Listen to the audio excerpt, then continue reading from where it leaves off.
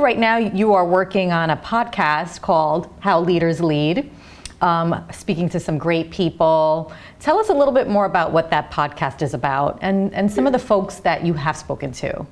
Well, it's called How Leaders Lead with David Novak. And my big focus and my passion, I have a company called David Novak Leadership. And, we're focused on making the world a better place by developing better leaders. And one of the things I always believed in, Vishali, is you can really accelerate your IQ points and your learning by talking to the best and visiting the best. So I always did best practice visits. Okay. So I started this podcast because what I wanted to do was open the offices of the best leaders in the world to aspiring leaders so they could learn from the very best.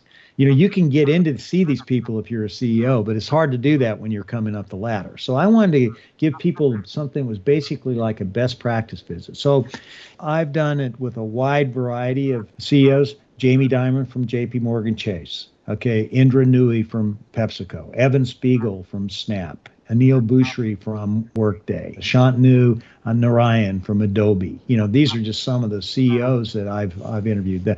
Dave Calhoun from Boeing. Will Ahmed from Whoop. And then, on the sports side, I've interviewed Tom Brady, and I've interviewed Steve Kerr, who's the coach of the Golden State Warriors, Mark Messier, a Hall of Fame hockey player, Scott Hamilton, an Olympic figure skater, all kinds of different people. And what I really hone in on is what's their story, how they lead. The thing that makes my podcast different is, I really focus in on how they lead, how they go about tackling the biggest challenges, where they succeeded, where they didn't succeed. And I learned doing it, but more importantly, we're getting a huge following, and the people that are subscribing to the podcast, which is free, they're really enjoying it. And, that's the key. That's what I'm trying to do, is give back. So have you come across any common themes in your discussions with these leaders? I think that the best leaders have an uncanny combination of confidence and humility. They're very confident. They're very capable. They know their job. They know their business. They believe in themselves. They know what they can do. And this is really important because their job is to really inspire other people. And people will not follow you unless you have a big belief in yourself and a belief in them and a belief in what a business can be. So they have the confidence to really do that. And they have humility. And humility in a sense that they need other people and they know it. They don't think they know everything.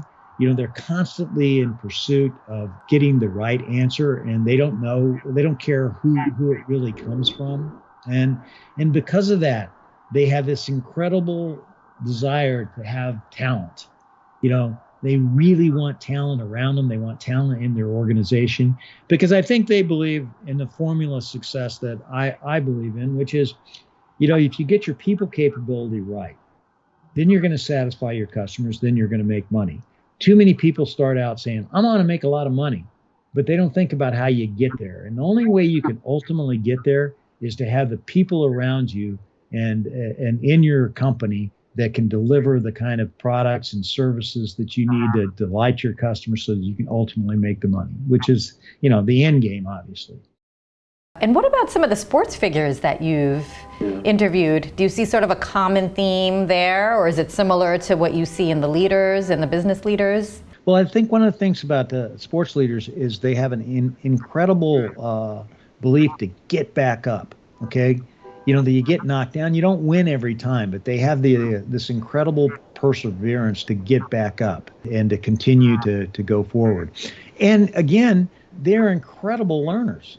Like Tom Brady, he's always looking for an edge. If he wants to improve his throwing motion, he goes to Tom House, who's a throwing coach, and by the way, I just did a podcast with him a couple of weeks ago. That's why he's top of mind. Steve Kerr, big time learner. And the thing that I loved about him was how much he believes in culture and how much he believes in playing with joy. And again, I think joy is something that is critical to the success of any real leader. And, I write about it in my book, Take Charge of You, which we just released yesterday, is that, leaders need to figure out what their joy blockers are, what their joy builders are. Okay. look at how they're spending their time and make sure that they're really focused on what gives them joy, because that joy will sustain you and drive you to greatness. Without it, you won't get there. But back to sports figures, Scott Hamilton, he is an incredible person. He's a 4-time cancer survivor, okay? Had a childhood disease where he thought his growth was very stunted. He was very small and never really worked with unsick people until he was like 4 or 5 years old, and went and started skating. And then he realized that he could skate with the big people, and he ultimately becomes the number one in the world. But again, a huge desire to win and to do whatever it takes to win and to persevere through all the adversity that's out there. And I think you see that in the sports figures.